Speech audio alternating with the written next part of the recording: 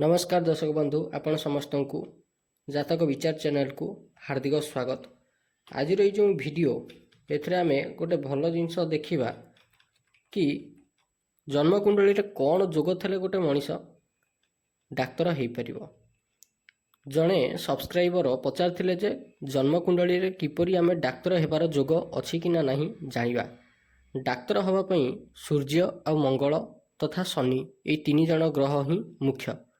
आज आपण को किसी सूत्र कहूँ जो सूत्र को प्रयोग करी आपण देखिपारे कि गोटे जातक डाक्तरी पढ़िले से सफल डाक्तर हब ना झोला छाप डाक्तर हब किंबा से बिल्कुल डाक्तर हो पारिबो नाही। आपण जानिथिबे प्रत्येक लोकर जन्म कुंडली थाए ताकू कुंडली चक्र बोली कहा जाए। आम ओडिशार कुंडली चक्रर अंकन टिके भिन्न पद्धतिर से गोल होकर थाए। गोल होकर 12टा घर कटा ही थाए। 12टा घरे लग्न ठारू नेकिना द्वादश घर पर्यंत प्रत्येक घरे किछि ना किछि ग्रह बसी थांती आउ से ग्रह मानक नेकी गणना करा जाए। किंतु गोल जो कटा ही थाए ता अपेक्षा आपण एई चार्टा को देखिबे एटा बहुत भल भागरे जानि परिबे। काहे ना एई चार्टा होची सबटु इजी जानिबा पईका। एटा नॉर्थ इंडियन चार्ट आपण कहि परिबे। साउथ इंडियन रे भी ए टाइप रो चार्ट व्यवहार करती कि तांकर यांक ठारू टिके भिन्न। तांकर एठी मझिरे स्वस्तिक चिन्ह अंका ही थाए। तेणु जी भी चाहिए विभिन्न प्रकार डिजाइन करें। एनिवेज सेटा आमर मैटर नुहे। आमर आज भिडियोर मुख्य टॉपिक होची कि जन्मकुंडलीर ग्रह नक्षत्र को देखिकी आपण केमिति जानिबे कि गोटे लोक डाक्तर हो पारिबो कि ना नहीं। आपन को मु प्रथमे जणै देबा पई चाहे ये जो कुंडली चक्र एठी 12टा घर अछि। 12टा घर रु एई घरटा को लग्न घर बोली कहा जाए अर्थात प्रथम घर। एटा हला 1 नंबर घर, एटा 2 नंबर घर, एटा 3 नंबर घर, एटा 4 नंबर घर, एटा 5 नंबर घर, एटा 6 नंबर घर, एटा 7 नंबर घर, एटा 8 नंबर घर, एटा 9 नंबर घर, एटा 10 नंबर घर, एटा 11 नंबर घर, एटा 12 नंबर घर। Concept clear. प्रथम घर को सबु बेले लग्न घर कहा जाए एटा आपण मन रखंतु। द्वितीय घर को धन घर कहा जाए, बाणी घर कहा जाए। तृतीय घर को भाई भौणी घर कहा जाए। चतुर्थ घर को कुटुंब घर अर्थात परिवार घर कहा जाए। पंचम घर को प्रारंभिक शिक्षार घर कहा जाए। षष्ठ घर को रोग रिपु ऋणर घर कहा जाए। सप्तम घर को विवाह घर जीवन साथीर घर एवं व्यवसायर घर कहा जाए। अष्टम घर को तंत्र मंत्रर घर मृत्युर घर कहा जाए। नवम घर को भाग्यर घर कहा जाए, पितांकर घर कहा जाए। दशम घर को कर्म घर कहा जाए। एकादश घर को लाभ घर कहा जाए। द्वादश घर को व्यय घर बा खर्च घर कहा जाए। द्वादश घर को मुक्तिर घर मध्य कहा जाए। Concept clear. लग्न किछि भी हो पारे। लग्न घरे जेकोसी ग्रह हो बसी थई पारंती। प्रथम सूत्र कहे कर्मेश अर्थात लॉर्ड ऑफ 10th हाउस ग्रह जदि सूर्य किंबा मंगल सह बसी थिबे आउ उभयंकर दृष्टि दशम घरे और पंचम घरे पड़ुथबो तेबे सेभली व्यक्ति डाक्तर निश्चय हब। कारण एभली जातक रुचि मेडिकल फील्ड रे निश्चय रखिबो। एठी आपन को बुझेई दउची कर्मेश क्या कहा जाए। कर्म घरर स्वामी ग्रह जे ताकू कहा जाए कर्मेश। मनकर एटा हला मेष लग्न धरी निया जाऊ। मेष वृष मिथुन कर्कट सिंह कन्या तुला बिच्छा धनु मकर।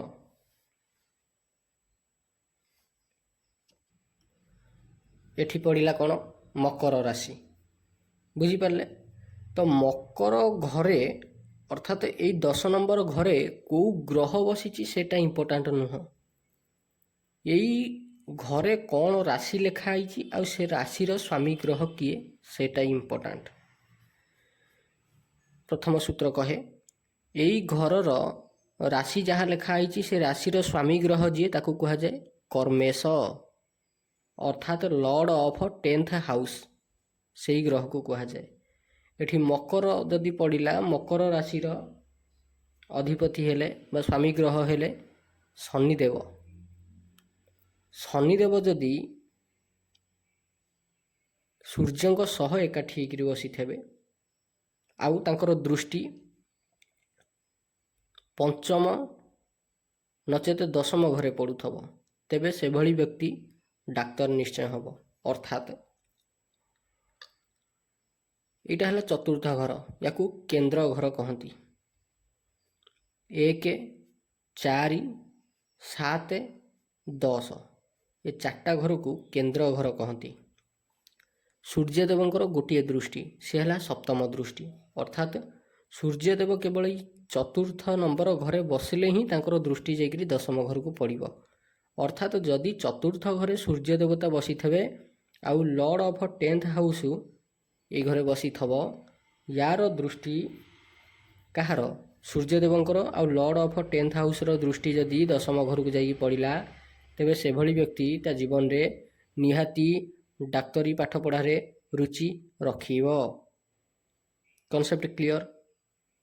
केवल रुचि रखिब नुह भल डाक्तर भी हम। विभिन्न प्रकार डाक्तरी विद्या को अध्ययन करिवारे रुचि रखिब आ पारंगम भी हम। Concept clear. एठी मु शनिदेवंकर उदाहरण सिना देली किंतु जे कोनसी ग्रह हो चलिबो। नेक्स्ट आसीबा आमे द्वितीय जो सूत्र। द्वितीय सूत्र कहे जदि कौनसी लोकर जन्म कुंडली रे बिछा राशि रे चंद्र मंगल एकाठी होगी बसी थे तेबे से भली व्यक्ति निश्चय डाक्तर हुए। जन्म कुंडली यहीटा एठी आपणकर लग्न जहाँ भी हो बिछा राशि जोठी पड़ा एठी पड़ू एठी पड़ू एठी पड़ू एठी पड़ू एठी पड़ू एठी पड़ू जोठी पड़ू 12टाक घर भितर जोठी भी बिछा राशि पड़ू बिछा राशि रे जदि चंद्र आ मंगल एकाठी होकर बसी थे तेबे से भली व्यक्ति निश्चय डाक्तर हम। Concept clear. तृतीय सूत्र कौन कहे जदि कुंडलीर पंचम घरे सूर्य मंगल एकाठी होकर बसी थे आ शनि षष्ठ घरे बसी थे राहु को ऊपर दृष्टि दौथे तेबे से भली क्षेत्र रे जातक सर्जन हम ऑपरेशन स्पेशलिस्ट निश्चय हम। अर्थात कौन 1 2 3 4 5 यहीटा है पंचम घर। यही पंचम घरे सूर्य मंगल एकाठी होकर बसी थे। तापर कौन कहला सूत्र षष्ठ घरे शनि बसी थे राहु को ऊपर दृष्टि दौथे। यहाँ पंचम हेले यहाँ है षष्ठ घर। यही षष्ठ घरे शनिदेव बसी थे पंचम घरे मंगल सूर्य एकाठी होकर बसी थे एठी षष्ठ घरे बसी थवा शनिकर दृष्टि राहु को ऊपर पड़ुथब जदि तेबे से भलिया व्यक्ति सर्जन हम ऑपरेशन स्पेशलिस्ट हम। जदि शनिदेव एठी बसंती तेबे तांकर दृष्टि जो जो जगह पड़िबो से जगह राहु बसी थवा दरकार। षष्ठ रे बसी थवा शनिदेवंकर दृष्टि केतेटा अछि शनिदेवंकर 3टा दृष्टि गोटे हैला तृतीय दृष्टि गोटे हैला सप्तम दृष्टि आ गोटे हैला दशम दृष्टि। शनिदेव जदि षष्ठ घरे बसंती षष्ठ घर 1 गणिबे 1 2 3 अर्थात एठी राहु बसी थवा दरकार। जदि एठी राहु बसी नांती 3 पर 4 5 6 7 एठी द्वादश घरे राहु बसी थवा दरकार। जदि द्वादश घरे राहु बसी नाहांती तेबे आगु को बढ़िबा 8 9 10 तृतीय घरे राहु बसी थवा दरकार। अर्थात जदि षष्ठ घरे शनिदेव बसचंती अष्टम द्वादश तृतीय ये 3टा घर भितर राहु बसी थले ही तांकर शनिदेवंकर दृष्टि राहु को ऊपर पड़िबो। आ जदि राहु को ऊपर शनिदेवंकर दृष्टि पड़िला प्लस पंचम घरे ସୂର୍ଯ୍ୟ ମଙ୍ଗଳ ଏକାଠି ହେଇକରି ବସିଛନ୍ତି, ତାହେଲେ ସେ ଲୋକ ନିଶ୍ଚୟ ଅପରେସନ୍ ସ୍ପେଶାଲିଷ୍ଟ ହେବ। Concept clear? ଆଗକୁ ବଢ଼ିବା। ଧରିନିଅ କାହାରି ବିଛା ଲଗ୍ନ କିମ୍ବା ବିଛା ରାଶିରେ ବୁଧ ବସିଥିବେ, ଆଉ ଠିକ୍ ବିଛା ରାଶିର ତୃତୀୟ ଘରେ ଚନ୍ଦ୍ର ବସିଥିବେ, ସେଭଳି ବ୍ୟକ୍ତି ଡାକ୍ତର ହେବ, କିନ୍ତୁ ଭଲ ସାଇକାଟ୍ରିଷ୍ଟ ହେବ, ଅର୍ଥାତ୍ ମନୋବିଜ୍ଞାନୀ ଡାକ୍ତର ହେବ। ଧରିନିଅ ବିଛା ଲଗ୍ନ, ବିଛା ଲଗ୍ନର ପ୍ରଥମ ଘରେ ବସି ପଡ଼ିଲେ ବୁଧ। ବୁଧ ଯେଉଁ ଘରେ ବସିଲେ, ଅର୍ଥାତ୍ ବିଛା ରାଶି ଠାରୁ ଆମେ ତୃତୀୟ ଘର ଗଣିବା, 1 2 3 ତୃତୀୟ ଘର। ଏଇ ତୃତୀୟ ଘରେ ଯଦି ଚନ୍ଦ୍ର ବସି ପଡ଼ିଲେ, ତାହେଲେ ଏ ଜାତକ ଏମିତି ଇନଫ୍ଲୁଏନ୍ସ ହେବ ଯେ ସେ ସାଇକାଟ୍ରିଷ୍ଟ ହେବ, ଭଲ ସାଇକାଟ୍ରିଷ୍ଟ ହେବ, ଯଦି ତାର ଅନ୍ୟ ଗ୍ରହମାନଙ୍କର ସ୍ଥିତି ଠିକ୍ ଥାଏ ତେବେ। Concept clear? କେବଳ ଲଗ୍ନ ଘରେ କାହିଁକି, ବିଛା ରାଶି ଯେଉଁ ଘରେ ପଡ଼ୁ ସେ ଘରେ ଯଦି ବୁଧ ବସିଥିବେ, ଆଉ ସେଇ ଘରଠାରୁ ତୃତୀୟ ଘର ଗଣିଲେ ଯଦି ଚନ୍ଦ୍ରମା ବସୁଥିବେ, ତେବେ ତ 100% ସେ ଲୋକ ମନୋବିଜ୍ଞାନୀ ଡାକ୍ତର ହେବ। ନେକ୍ସଟ ଆମେ ଦେଖିବା ନକ୍ଷତ୍ର। 12ଟା ରାଶି, 12ଟା ଘର କୁଣ୍ଡଳୀରେ 9ଟା ଗ୍ରହ, 27ଟା ନକ୍ଷତ୍ର। କୁଣ୍ଡଳୀର ଯେକୌଣସି ଘର ହଉ, ଯେକୌଣସି ଘର ହଉ, ଯେକୌଣସି ଘରେ ଯେଉଁ ଯେଉଁ ଗ୍ରହ ବସୁଛନ୍ତି ବସନ୍ତୁ, ପଞ୍ଚମ, ଅଷ୍ଟମ, ଦଶମ, ପଞ୍ଚମ, ଅଷ୍ଟମ, ଦଶମ, ଏଇ 3ଟା ଘର ଯଦି ଶ୍ରବଣା ନକ୍ଷତ୍ର ପଡ଼ିଲା, ଆଉ ସେ ଶ୍ରବଣା ନକ୍ଷତ୍ରରେ ଶୁକ୍ର ବସି ପଡ଼ିଲେ, ତେବେ ସେ ବ୍ୟକ୍ତି ମେଡ଼ିକାଲ ଫିଲ୍ଡରେ ଅତି ଗଭୀର ଅଧ୍ୟୟନ ରିସର୍ଚ୍ଚ କରିବ। କ'ଣ? ପଞ୍ଚମ ଘର, ଅଷ୍ଟମ ଘର, ଦଶମ ଘର, ଏ 3ଟାକ ଘର ଭିତରୁ ଯେକୌଣସି ଗୋଟିଏ ଘରେ ଯଦି ଶ୍ରବଣ ନକ୍ଷତ୍ର ପଡ଼ିଯାଏ ଆଉ ଶୁକ୍ର ସେ ଜାଗାରେ ବସି ପଡ଼ନ୍ତି, ତେବେ ସେ ଲୋକ ନିହାତି ତା ଜୀବନରେ ମେଡ଼ିକାଲ ଫିଲ୍ଡରେ ଅତ୍ୟନ୍ତ ଗଭୀର ରିସର୍ଚ୍ଚ କରିବ। ମେଡ଼ିସିନ ଉପରେ ରିସର୍ଚ୍ଚ କରିପାରେ, କୌଣସି ନୂଆ ଇକ୍ୱିପମେଣ୍ଟସ୍ ଡେଭଲପ୍ କରିବା ପାଇଁକା ରିସର୍ଚ୍ଚ କରିପାରେ, କୌଣସି ନୂଆ ରୋଗକୁ ଭଲ କରିବା ପାଇଁକା ରିସର୍ଚ୍ଚ କରିପାରେ, ନୂଆ ରୋଗକୁ ସୃଷ୍ଟି କରିବା ପାଇଁକା ରିସର୍ଚ୍ଚ କରିପାରେ, ଆଡ଼ଭାନ୍ସ ଟେକ୍ନୋଲୋଜି ଡେଭଲପ୍ କରିବା ପାଇଁକା ମେଡ଼ିକାଲ ସାଇନ୍ସର ରିସର୍ଚ୍ଚ କରିପାରେ, କିଛି ବି କରିପାରେ, କିନ୍ତୁ ଗଭୀର ରିସର୍ଚ୍ଚ କରିବ, ଗଭୀର ଅଧ୍ୟୟନ କରିବ। ନେକ୍ସଟ ସୂତ୍ର କ'ଣ? ଯଦି କାହାରି ସିଂହ ଲଗ୍ନ ହେଇଥାଏ ଆଉ ସିଂହ ଲଗ୍ନରେ ମଙ୍ଗଳ ଉଚ୍ଚରେ ବସିଥାନ୍ତି, ତେବେ ସେଭଳି ବ୍ୟକ୍ତି ଉତ୍ତମ ହାଡ଼ ଡାକ୍ତର ହେବ, ଶଲ୍ୟ ଚିକିତ୍ସକ ହେବ। ଶଲ୍ୟ ଚିକିତ୍ସକ ମାନେ ହାଡ଼ ଡାକ୍ତର ସାଧାରଣତଃ ଦେଖାଯାଏ, ଶଲ୍ୟ ଚିକିତ୍ସକ ହାଡ଼ ଡାକ୍ତର ହେବ। ସିଂହ ଲଗ୍ନ ହେଇଥିବ, ସିଂହ ଲଗ୍ନରେ ମଙ୍ଗଳ ଉଚ୍ଚରେ ବସିଥିବେ। ଧରିନିଅ ଏଇଟା ହେଲା ସିଂହ। ସିଂହ ଲଗ୍ନରୁ ଗଣିବେ 1 2 3 4 5 6 7 8 9 10, ଦଶମ, ଏକାଦଶ, ଦ୍ୱାଦଶ। ୟା ଭିତରୁ ଯେଉଁଠି ବି ହଉ, ଯଦି ମକର ରାଶି ପଡ଼ିଲା, ସିଂହ ଲଗ୍ନ ଯଦି ଆମେ ଧରିବା, ସିଂହ ଲଗ୍ନରୁ ମକର ରାଶି କେଉଁଠି ପଡ଼ିବ? ଏଇ ଷଷ୍ଠ ଘର ପଡ଼ିବ ମକର ରାଶି। ଏଇ ମକର ରାଶିରେ ଯଦି ମଙ୍ଗଳ ବସି ପଡ଼ିଲେ, ତାହେଲେ ମଙ୍ଗଳ ଏଠି ଉଚ୍ଚ ହେଇଗଲେ। ଯଦି ଏଠି ମଙ୍ଗଳ ଉଚ୍ଚ ହେଇଗଲେ, ତେବେ ଏଭଳିଆ ମଙ୍ଗଳ ସେ ବ୍ୟକ୍ତିକୁ ବା ଜାତକକୁ ଉତ୍ତମ ହାଡ଼ ଡକ୍ଟର ବନେଇ ଦେଇପାରିବେ, ଉତ୍ତମ ଶଲ୍ୟ ଚିକିତ୍ସକ ବନେଇ ଦେଇପାରିବେ। କାହିଁକି? ଆପଣଙ୍କର ମନର ପ୍ରଶ୍ନ ଉଠିବ କାହିଁକି? ମଙ୍ଗଳଙ୍କର 3ଟା ଦୃଷ୍ଟି ଅଛି। ପ୍ରଥମ କଥା ହେଲା ମଙ୍ଗଳ ଏଠି ଷଷ୍ଠ ଘରେ ମକର ରାଶିରେ ବସିକିରି ଉଚ୍ଚ ହୋଇଗଲେ। ଯଦି ମକର ଉଚ୍ଚ ହୋଇଗଲେ ମଙ୍ଗଳ, ତାଙ୍କର 3ଟା ଦୃଷ୍ଟି ଅଛି। ଗୋଟେ ହେଉଛି ତୃତୀୟ ଦୃଷ୍ଟି, ଗୋଟେ ହେଲା ସପ୍ତମ ଦୃଷ୍ଟି, ଗୋଟେ ହେଲା ଅଷ୍ଟମ ଦୃଷ୍ଟି। ମଙ୍ଗଳ ଏଠି ବସିଲେ 1, 2, 3 ତୃତୀୟ ଦୃଷ୍ଟି ପଡ଼ିବ ଅଷ୍ଟମ ଘରକୁ, 4, 5, 6, 7 ସପ୍ତମ ଦୃଷ୍ଟି ପଡ଼ିବ ଦ୍ୱାଦଶ ଘରକୁ, 8 ଅଷ୍ଟମ ଦୃଷ୍ଟି ପଡ଼ିବ ଲଗ୍ନ ଘରକୁ। ଲଗ୍ନ ଘର କ'ଣଟା? ସିଂହ ଲଗ୍ନ ଘର। ସିଂହ ଲଗ୍ନର ଅଧିପତି କିଏ? ଭଗବାନ ଶ୍ରୀ ସୂର୍ଯ୍ୟନାରାୟଣ। ଭଗବାନ ଶ୍ରୀ ସୂର୍ଯ୍ୟନାରାୟଣ ଆଉ ମଙ୍ଗଳ ଦେବତା ଏ ଦୁହେଁ ଅତି ଘନିଷ୍ଠ ମିତ୍ର। କ'ଣ? ଅତି ଘନିଷ୍ଠ ମିତ୍ର।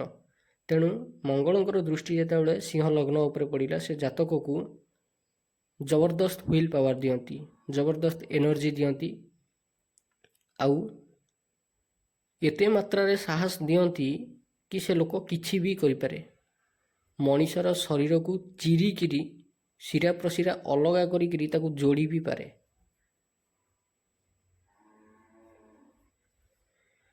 ତେବେ ନେକ୍ସଟ ଆମେ ସୂତ୍ରକୁ ଯିବା। ଯଦି କୁମ୍ଭ ଲଗ୍ନର 10ମ ଘରେ ମଙ୍ଗଳ ବସନ୍ତି, ତେବେ ଜାତକ ଭଲ ସର୍ଜନ ହୁଏ। ଧରି ନିଅନ୍ତୁ ଏଇଟା କୁମ୍ଭ ଲଗ୍ନ। କୁମ୍ଭ ଲଗ୍ନର ଏଇଟା ପ୍ରଥମ ଘର, ଇଏ ହେଲା 10ମ ଘର। ଏଇ 10ମ ଘରେ ଯଦି ମଙ୍ଗଳ ବସନ୍ତି, ତେବେ ବି ଜାତକ ଭଲ ସର୍ଜନ ହୁଏ। ସର୍ଜନ ମାନେ କ'ଣ? ଅପରେସନ୍ ସ୍ପେଶାଲିଷ୍ଟ, ଭଲ ମେଡ଼ିସିନ ଲେଖିପାରେ। ବୁଝିପାରିଲେ କି?